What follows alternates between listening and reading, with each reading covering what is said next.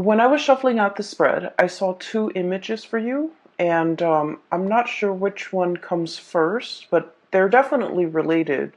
So I'm just going to relay those images to you, and then we'll go over the spread, okay? So the first thing that I saw, which was pretty amazing, was you're at a scene at a circus, okay? And there is a big cannon, and this was back in the days where they shoot people out of cannons. And there's this little boy. He looks really, really young, and he had like a superhero cape, a red cape on, and like a speedo outfit. And he's getting into the mouth of the cannon. Someone shoots him off, and then he kind of rolls up into a ball, and then he rolls a vast distance, and he lands on a net, and then he stands up, and the crowd cheers. Okay, so that's the first image that I saw. The second image that I saw, and I think it should have gone first, but I saw this monk. He looks like a medieval monk, and you know how back in the days, if you look at images and drawings from the medieval time period, the monks, their heads are bald, but they have like hair that's growing on the side, okay? So he's like a medieval monk in this really dark castle in his study, and it's really dark outside. You can see the moon, and you can see the steeple in the chapel, like outside the window. It's really dark. He's reading, poring over many, many, many books by candlelight. And when I saw this image, I immediately think about, the scribes, okay? The scribes. The people, the monks are the first ones that are literate, especially in medieval time. Not a lot of people have access to education. So they're the ones that keep ledgers. They're the ones that are really incredibly educated. They know letters. They write down like they keep inventory, keep ledgers, but they also write down like the daily activities as to what happened today. And they're pretty much the first people that keep like a written history of things that have unfolded. Okay, so I feel like this guy, he's in his study by candlelight, obsessively poring over, looking through, researching, and trying to find something. Okay, so he was like very, very adamant about trying to find something. So those are the two images that I saw. And it was really difficult for me to try to get those images to kind of like tell the story. Okay, so what I feel is happening here is there's something that you are doing. And I feel like for many of you, this is a part of like a job. For those who are self-employed, I feel like you're trying to launch something, and you're obsessively trying to do the preliminary background research, the market research, to I'm hearing like patent. So for some of you, you might be inventors. You might be poring over all the patent history to make sure that this thing that you are trying to bring forth into the world has not been done before, like a violation of patent, for example, patent laws. Um, and then I feel like for others of you, especially if you're not self-employed, you're working for other people. I feel like you're trying to look into the regulations, the rules and the regulations as to how something was done in the past, and then you're trying to bend the rules. Okay, I feel like there's something here about not wanting to follow what was done in the past, wanting to trailblaze, wanting to create your own path. And I feel like you don't have a precedent. You don't have like, the thing that comes before for you to guide you. You're kind of like starting from scratch. You're starting on your own. And I feel like there's a lot of risk associated with it. Okay. Hence the little kid, um, being launched out of a cannon. Okay, so like I feel like in some way physically you're thinking like, how is this going to work? What exactly is it going to look like? And so it hasn't been done before, so you don't have an example to go by. You just have the idea in your head and you're trying to bring it forth into the real world. And the real world is like constrained by the law of physics. And so you're just, trying to do that research into a field or into an area, a specific field that you're not very familiar with, okay? And so I feel for many of you, this is like a very huge new undertaking that you're planning to start off, and you feel that it's going to have like tremendous yield, either financially, monetarily, or just, it's something that you feel that needs to be done, and you're the person that wants to lay out the preliminary groundwork for this. Okay, so this is like a huge undertaking that you're kind of like a responsibility that you're taking on, mainly because I do feel for many of you, normally you don't have the patience to kind of like, um, do the research, sit there and pour over volumes and volumes of things to dictate how this is going to happen.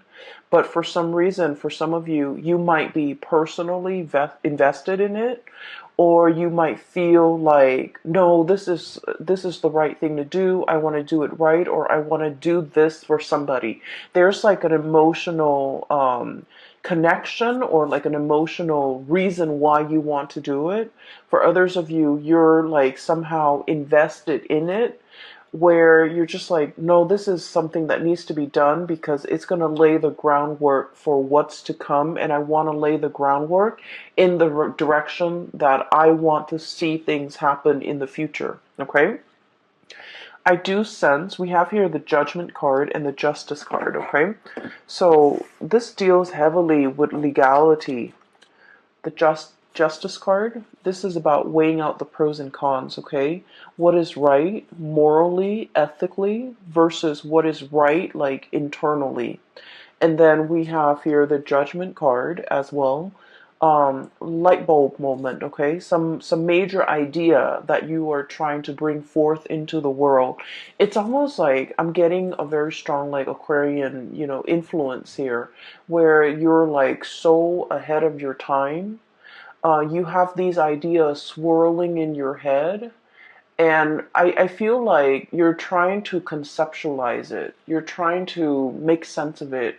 You're trying to like sort out these creative ideas, put them into little neat boxes so that you can understand exactly what you are trying to work with. I also feel like it's a major ethical or a moral issue that you're grappling with, okay? Um, Whenever we are linked up with laws and regalities and rules and regulations, I feel like especially for many of you, you have an innate sense of what is wrong and what is right. And I feel like there might be some type of a moral conflict between what you feel is right, what you feel is wrong, versus what the laws dictate is right or what the law dictates is wrong. So there might be some type of a legal framework, or just some type of a framework that you're working within, that you feel needs to be changed, and you're trying to find justifications for how to change it. You're trying to find evidence. You're trying to find like nuances in the law so that you can bend them. And I feel like you're doing this because internally you're driven by your own sense of what's right and what's wrong. And so you're trying to, shape it or fashion it in a manner that speaks to you. So I feel like for many of you, there might be a situation in a work environment where you're just like, this is not fair. This on paper, it says this, but in my mind, in my head, in my heart, it feels wrong. And so you're trying to, find a way to get around it, is what I'm sensing. Okay, so this is coming in really, really strongly. And then going to the second image, this is what I'm sensing here is there's a situation where, once again, you're trying to bring forth things forth into the world. It requires a lot of background research from it requires a lot of background research from your side. And the more that you read, the more ideas come to mind. But I feel like there isn't like a running thread to string all of these ideas together. And so in that way, you might feel like you're kind of ill prepared to make the connections, to make the dots, to connect the dots in some fashion. And you also feel like you might need to speak to a specialist. You might need some type of an expert in their field in order to help you, in order to conceptualize, not only conceptualize, but like to draw out how it's going to be implemented or how it's going to be made in the real world. Okay, and I feel like there's somebody coming in, someone who's an expert in their field. We have here the Queen of Swords. I usually think of this as someone who is super rational. Okay, they work with rules, they work with laws, they work in the legal profession, and they are also their mind is really really fast when it comes to making connections, connecting the dots between one disparate idea and connecting it to another. So I feel like if you're kind of like fumbling around in the dark and you're just like, I need help, I really don't quite understand how to make sense of everything that's in front of me. The more research I do, the more I read up on something, the more confused I get, or the more ideas that come out of it, and I just feel scattered and I feel all over the place. I feel like you have an expert coming in that is going to be able to help you through this process, that's going to be able to make sense of it for you. For some of you, I do feel like, it's just like there are too many things, too many interests, too many hobbies, too many ideas you want to get off the ground, and you don't even know what to do first. So I do feel in a way that the solid groundwork has not been laid, and you're still in that process of doing that. So I just want to say as well, shadow period. So this is a time to really lay that foundation, lay that groundwork, do the preliminary research, make sure there's no holes in your theories, and make sure that everything is done. And I keep hearing like conceptualize. Make sure that you have a very, very, very solid foundation laid out before you start doing anything. And really, really right, especially if we are in the time of Sagittarius, which is a fellow fire sign.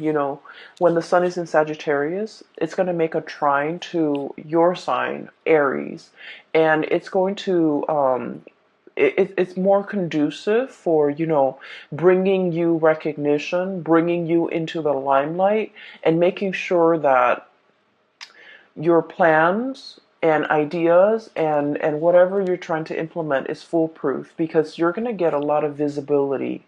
And so I feel like the month of November is not really the time to draw attention to yourself because of the Mercury retrograde period. It is time for you to kind of lay low, pour things over, understand things, read up on things, do the preliminary research, have all those ideas floating around. You don't need to string them into any type of a coherent thought. You just need to, take them into account, but don't implement anything until the month of December. So I hope that makes sense. Because if things are not laid out well and thought about well, and,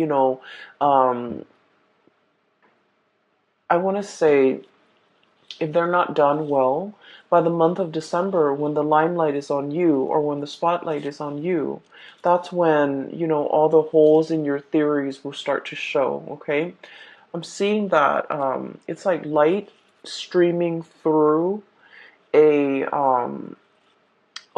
it's almost like a window with curtains and then light streaming through. If there are holes in the curtains, you're going to start to see those holes cast a shadow, and you're going to start to see the light. So I feel like this is not a time for you to get that limelight. It's going to come in the month of December. Okay, so enough about that. I do want to move on to the cards because there's something coming through here. First of all, we have here the Eight of Wands and the Eight of Swords, and both of these falling on top of each other. So the Eight of Wands, this is massive amounts of communication. And the Eight of Swords is a situation where we keep ourselves stuck, we keep ourselves bound, and we feel like we don't have all the information that we need in order to move forward, in order to make a decision. So what I feel is happening here is there's a major idea that you have. Okay, I feel for many of you, you might be like consultants, you might be experts in your field.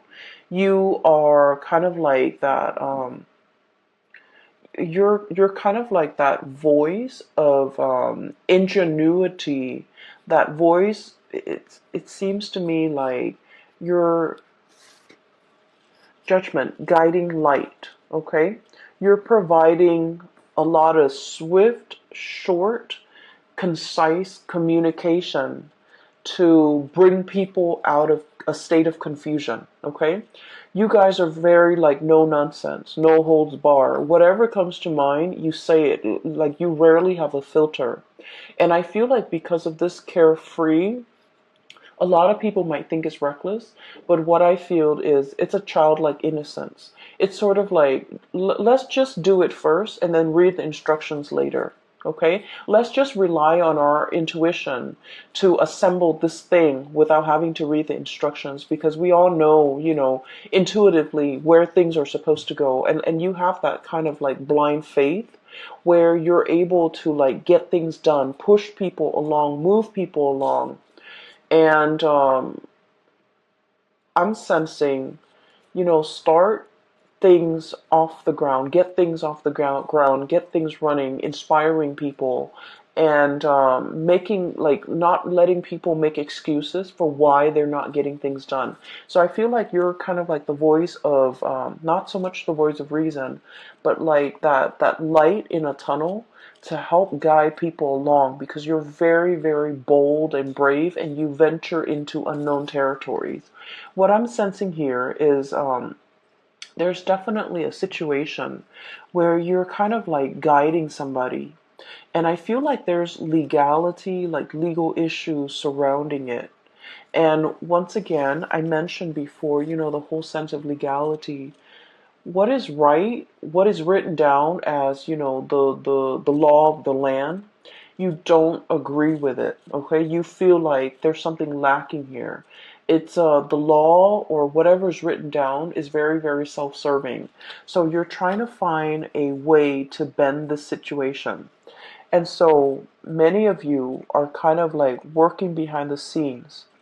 Many of you are trying to find loopholes. Many of you are trying to find ways to get around things and to do exactly what you want. Like, I'm sensing finding shortcuts, finding like the quickest point from A to B without having to circumnavigate, like without having to kind of like dodge obstacles left and right. How do we shoot from here to there in the quickest manner? Okay, shooting out of that canyon.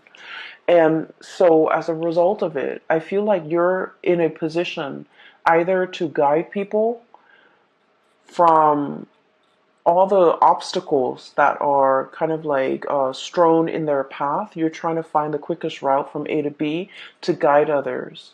And you're trying to find as well kind of like the boldest move for you to make. And I feel like you're just going to land on your feet, okay? Like that kid being shot out of the canyon.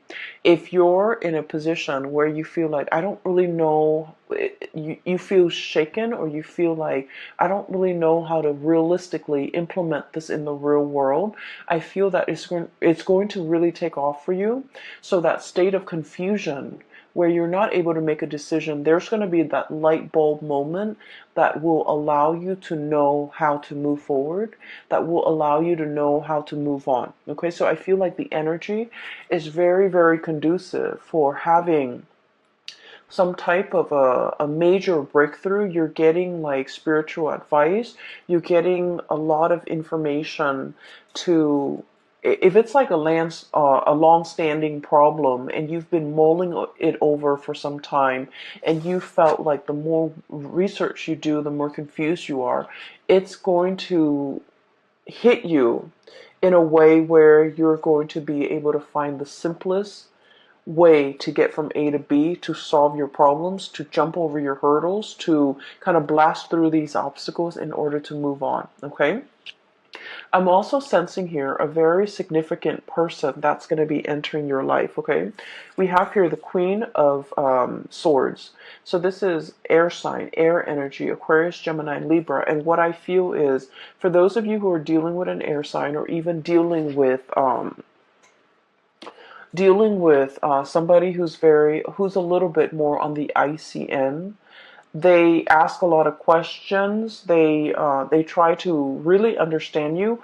I feel like polar opposites. Okay, so your polar opposite might be Libra, and Libras are kind of like the lawyers of the zodiac. They like to ask questions. They like to see both sides of the story. They ask a lot of questions because, as an air sign, they like to know. They like to learn. They like to understand things from with like they like to have like a holistic view of a situation before they form their opinion or make up their mind. And so if you're dealing with someone like that, it doesn't have to be an air sign. It's just they exhibit the energy of someone who asks a lot of questions and they want to understand. You're going to feel a little bit like you're under scrutiny, like you're under a microscope, like they're judging you, or they're judgmental, or they're trying to poke holes in your theories. But what I feel is, in the process of interacting with this person, they're going to make you stronger. They're going to make you able to defend your ideas, defend your beliefs, and to solidify and strengthen your ideas and strengthen your beliefs, so that your theories have no holes. Your theories are foolproof. So I feel like you have somebody in your midst that is like this. And what I'm sensing is, for some of you, this might be like a romantic partner who you feel might be overly critical. You feel they might be a little bit cold, a little bit distant, a little bit contrarian. You say one thing and they don't really see things that way, so they offer their opinion. And you guys have had a lot of clashes in the past where you don't see eye to eye. I honestly feel like you feel like they might have belittled you by the way in which they interact, by the questions that they ask you. You feel like they don't support you, or you feel like they're constantly poking holes in your theories.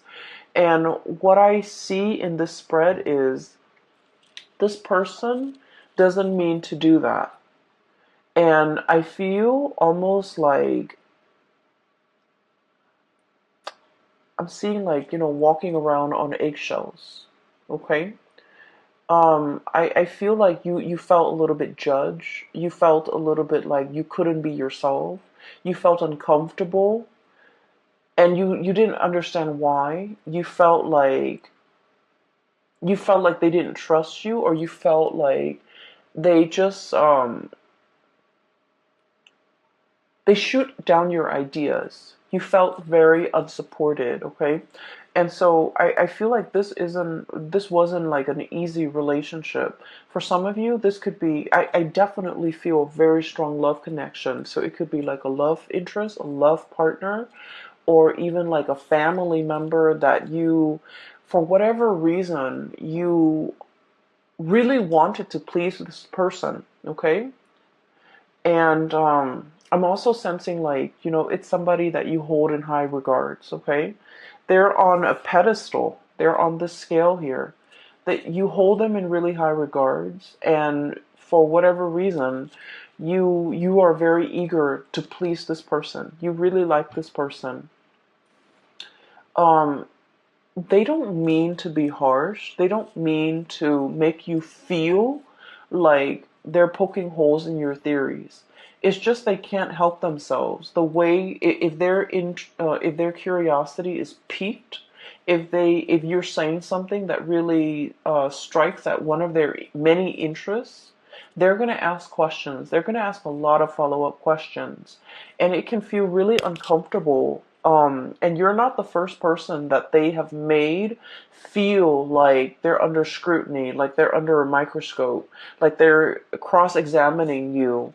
You're not the first person, and I feel like this person has a tendency to do this, and I feel like they isolate a lot of people. They might have isolated friends because of their behavior. So I'm sensing here a person that doesn't mean it. They don't mean any harm, and they don't understand how they come across, and they don't understand how harsh they are with their words and their judgment, and they don't understand that people feel judged or feels that they're too judgmental, and people feel uncomfortable in their presence. Okay, so I feel like you're dealing with a situation like that where somebody might be asking you, and they're asking you so that they can understand where you're coming from, so that they can understand your ideas. And so, let your guard down definitely when you are interacting with this person, because I feel like they mean no harm. Okay, when we're coming from a space, anytime we're coming from a space where we are constantly questioning somebody else's motives. Three of Cups, this is a celebratory card, an exchange of communication, ideas, getting together, having a really, really good time. And you have this, a flow, a really soft, I want to say, soft flow of energy. And then there's like, mutual exchange, right? Of ideas, of energy, of support. And then all of a sudden, this person comes into the picture, and they're kind of icy and rational and just, um, stone face, poker face. So you don't really know where they're coming from. So I feel like, they have a habit of doing this, and they're not really aware of it. And so anytime that we have an interaction with another person, we just need to take everything at face value, because I feel like the minute somebody feels like, like a perceived slight, or you get a perception that someone is like negative or trying to shoot down your plans. The minute we get defensive in a social interaction, that's when we kind of like imagine things or energies that are not there. So I feel like in this situation, it is best to let our walls down. If they ask questions, just answer their questions. And I feel like it's going to create a more even flow of energy. Okay. For some of you, you have somebody in your vicinity where there were like a lot of communication, like we have here, arrows of love, a lot of communication happening all at the same time, and things are great. And then you go through a period where there's like zero communication, Eight of Swords, being stuck in a prison of swords, and you're just like, what just happened? Which way do I go? So I feel like you're dealing with someone who you feel is blowing very, very, very hot and cold. You don't know from one day to the next where you stand with them. I keep hearing bipolar. Um, and I'm also hearing as well somebody who's very stuck in their head, and they might have like a gazillion things or a gazillion ideas that they're working on. So they're jumping from the realm of the mind.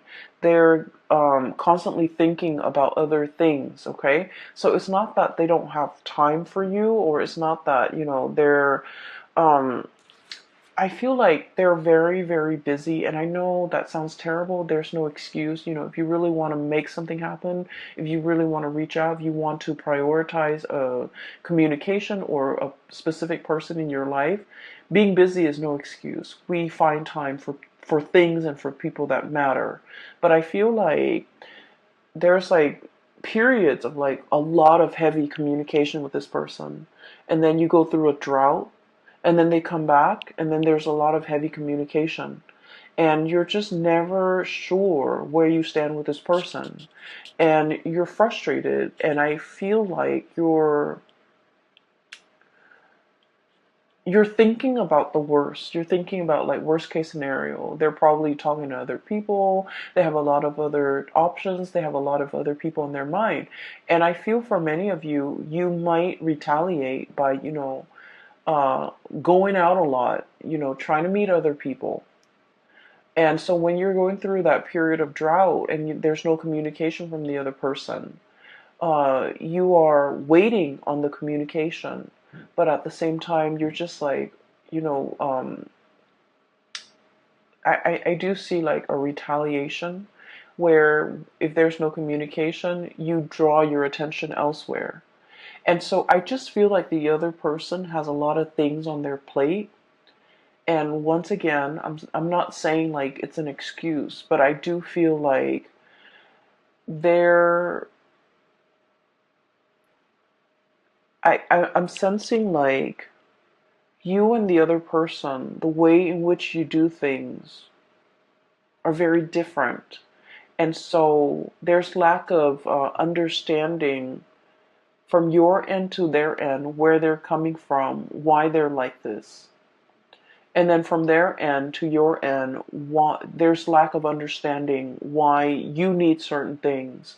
You might need a lot of communication, and I feel like they need a lot of downtime. Does that make sense? So I feel like that's you're like polar opposites, and the way in which you need others, the way in which you express love, the way in which you express concern, and the ways in which you show affection is very, very different. You might need that entangled, constant communication, a lot of validation. They need a lot of distance and alone time and downtime. Okay, if the connection is there in their mind, it's already there. We don't need to, reinvent the wheel. We just need to have separate lives. So I definitely feel like one person needs a lot of intimacy and reassurance and attention, and then the other person needs a lot of me time, a lot of downtime, a lot of space.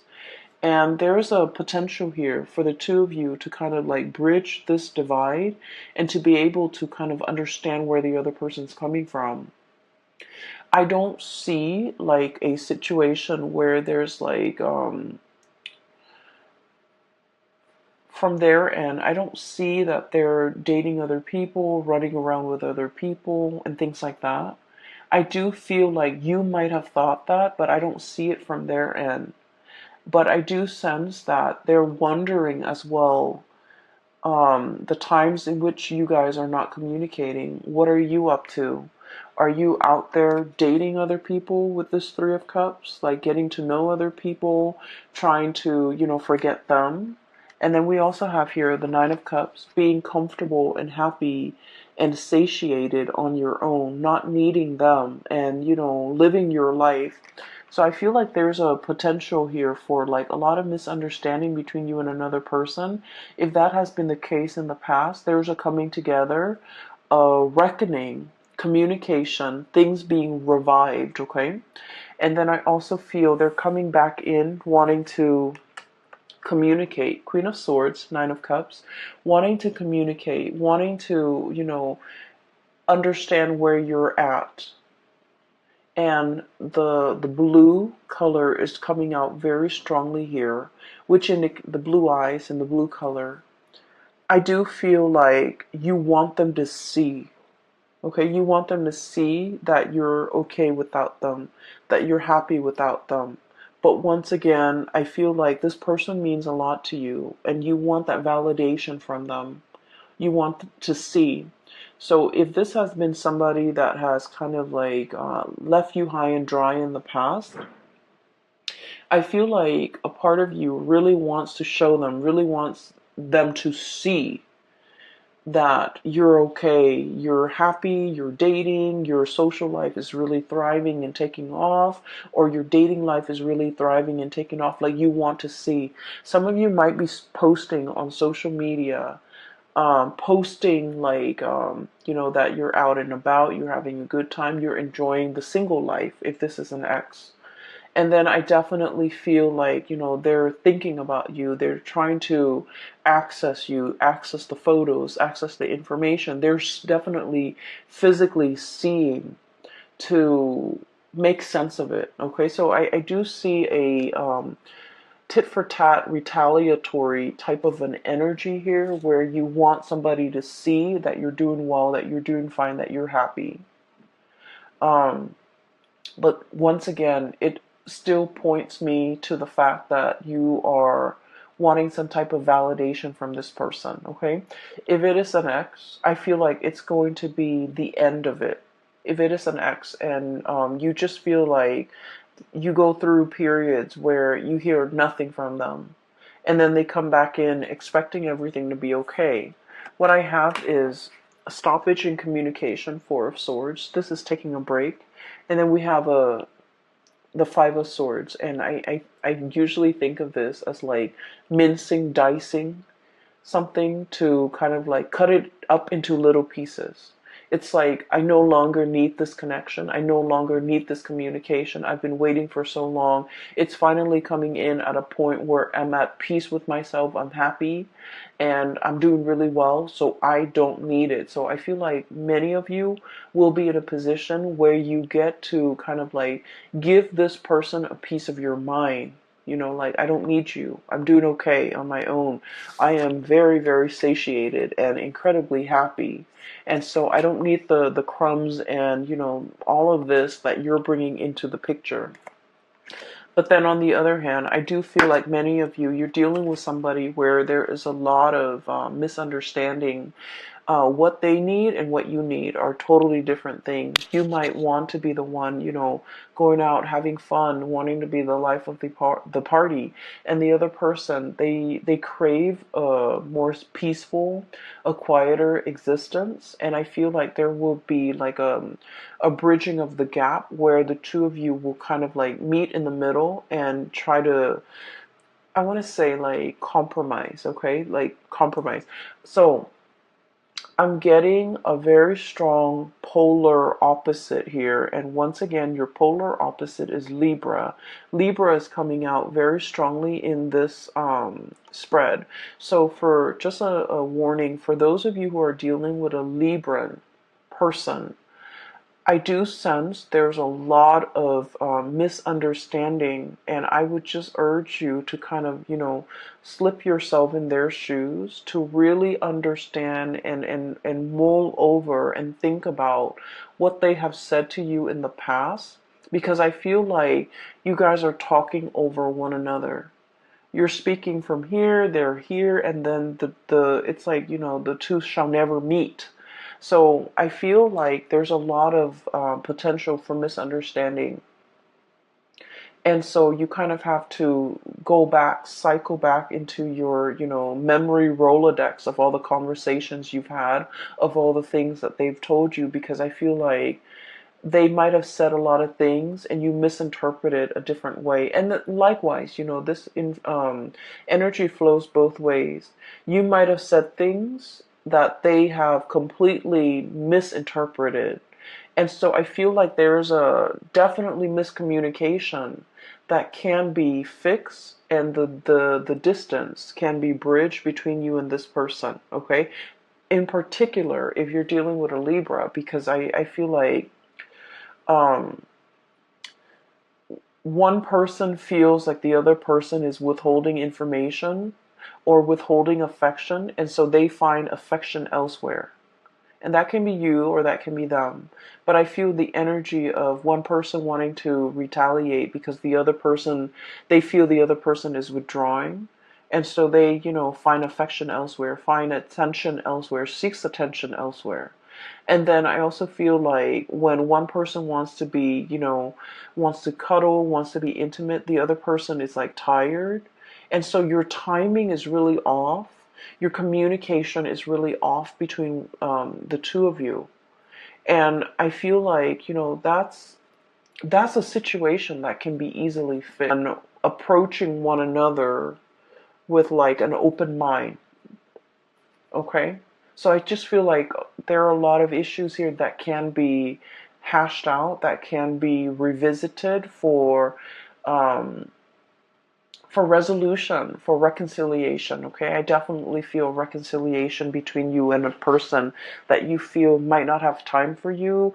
They might have had like very inconsistent communication. So I feel like that's coming in. But either way, I do feel there is a really strong love connection here where you are dealing with a polar opposite. And I do sense as well, there might have been a lot of difficulties in the past when it comes to resources, sharing resources.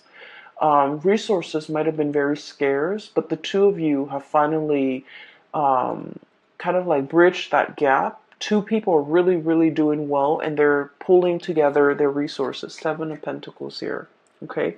Waiting for that harvest.